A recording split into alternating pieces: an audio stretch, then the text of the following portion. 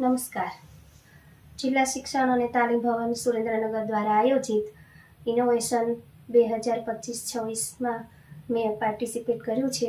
મારા ઇનોવેશનનું નામ છે ભાષા સજ્જતાની રમતો. ભાષા સજ્જતાનું શિક્ષણ કાર્ય કરવામાં આવે ત્યારે બાળકો ખૂબ જ કંટાળો અનુભવતા હોય છે અને નીરસ બનતા હોય છે. આથી આ સમસ્યાને ધ્યાનમાં લઈ મેં ભાષા સજ્જતા માટે નવતર પ્રયોગ કર્યો છે. આ મારા નવતર પ્રયોગના મુખ્ય હેતુઓ આ મુજબ છે.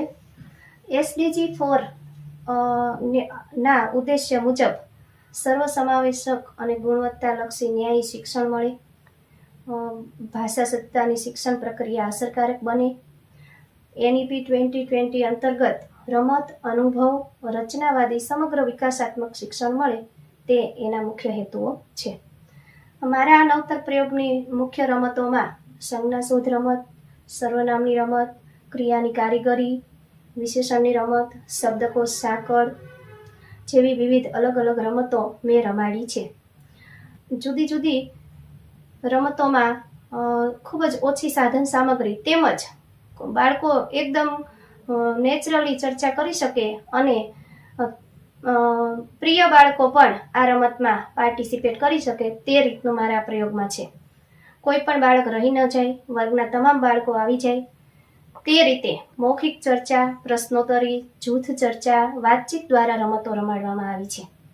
મારા પ્રયોગનો અમલ બાજુની શાળા શ્રી નાળિયેરી પ્રાથમિક શાળામાં પણ તેનો અમલ ચાલુ છે અને ખૂબ સરસ રીતે કાર્યરત છે. મારી શાળામાં પણ આ પ્રયોગ કાર્યરત છે. મૂલ્યાંકનની પદ્ધતિમાં મેં મૌખિક પ્રશ્નોત્તરી તેમજ રમત સમયે જ સાથે સાથે હાર જીતની સ્પર્ધા રાખીને અવલોકન દ્વારા મૂલ્યાંકન કર્યું છે અને ત્યારબાદ કસોટી પણ લઈને મૂલ્યાંકન કર્યું છે.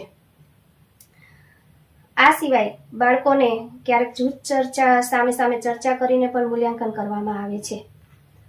વર્તમાન સમયમાં મારો આ નવતર પ્રયોગ મારી શાળામાં ખૂબ સરસ રીતે કાર્યરત છે અને ભવિષ્યમાં જે સ્પર્ધાત્મક પરીક્ષાઓ આવે છે તેમાં પણ જો આ બેઝિક કન્સેપ્ટ ક્લિયર હશે તો ભવિષ્યમાં પણ તેનો ખૂબ જ સરસ રીતે ઉપયોગ થઈ શકશે.